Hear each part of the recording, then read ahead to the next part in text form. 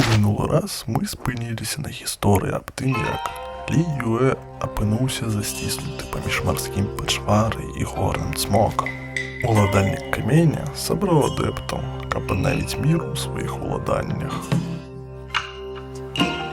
Кажуць, што перад тым, як пайсці, ён казаў такія словы.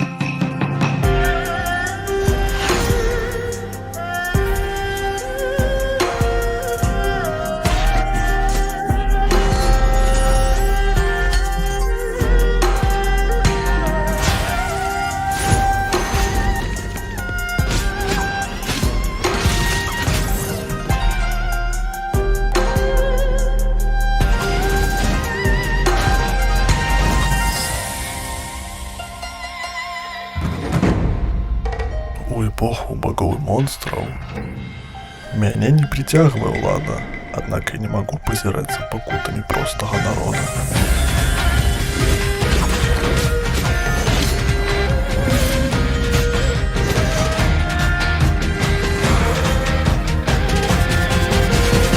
Я наведу парадак.